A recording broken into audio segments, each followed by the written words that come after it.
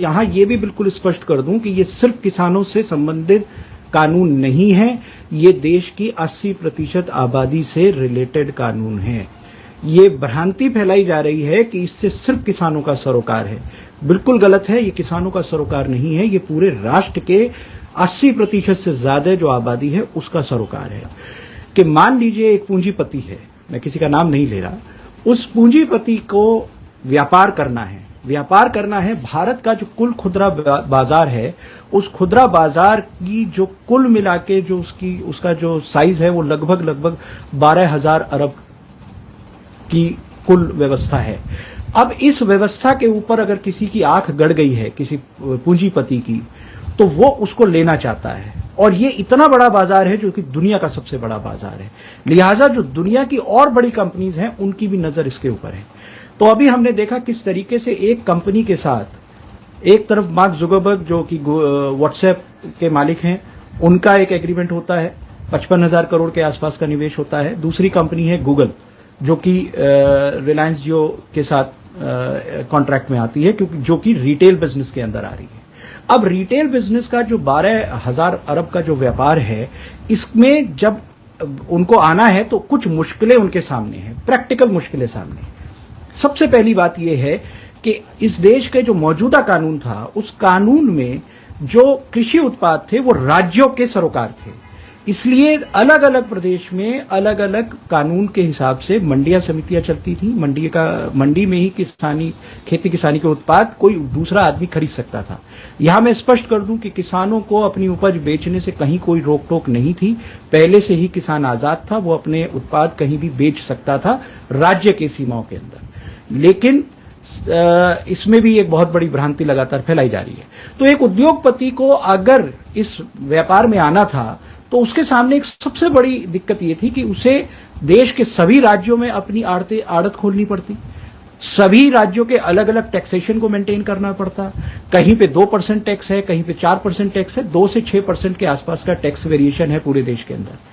तो इस पूरी व्यवस्था से उसको व्यापार करने में बहुत बड़ी दिक्कत और तकलीफ आने वाली थी। इसीलिए एपीएमसी एक्ट को डाइल्यूट किया गया। अब उस उद्योगपति को, उस व्यापारी को, उस पूंजीपति को कोई लाइसेंस कहीं लेने की जरूरत नहीं है।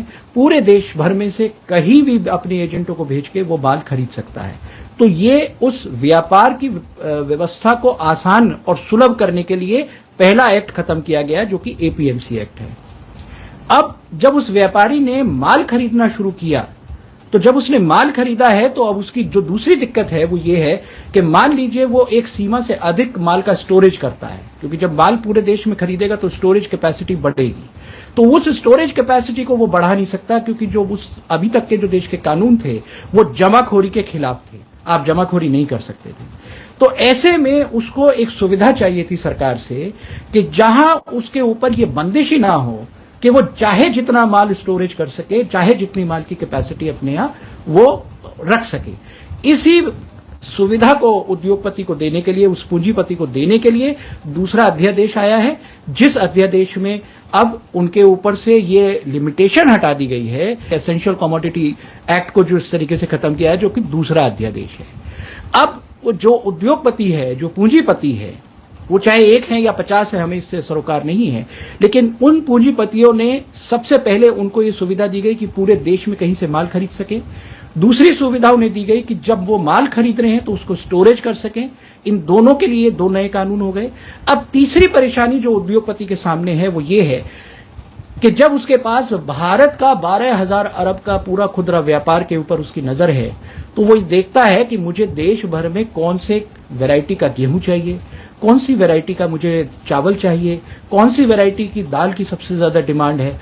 आज की स्थिति में जो भारत का आम किसान है वो अपनी मर्जी के मुताबिक अपने यहां अपनी क्षेत्रीय आधार पर अपनी फसलों को उगाता है। वो व्यवस्था उस व्यापारी के लिए ठीक नहीं है। तो किसान अपने खेत में क्या बोएगा, इस बात को लागू करने के लिए अब तीसरा अध्यादेश आया है, जो कि कॉन्ट्रैक्ट फार्मिंग के शेप में हमारे सामने है, जहां किसान को एक तरीके से ये बाध्य किया जाएगा कि वो कौन सी फसल बोए, किस तरीके का उत्पाद पैदा करे, कितनी फसल को पैदा करे। तो ये तीनों के तीनों अध्यादेश, इनका किसान से कोई लेना देना नहीं है। ये किसान को बर्बाद करेंगे और ये उद्योगपतियों के लिए, पूंजीपतियों के लिए एक नई बाजार की जो व्यवस्था है, जो नया वर्ल्ड ऑर्डर आ रहा है पोस्ट कोरोना, इसमें वो कैसे इस बड़े व्यापार को, दुनिया के सबसे बड़े व्यापार में उनकी हिस्सेदारी बड़ी कैसे हो, ये इसलिए ये सारे के सारे अध्यादेश आए हैं।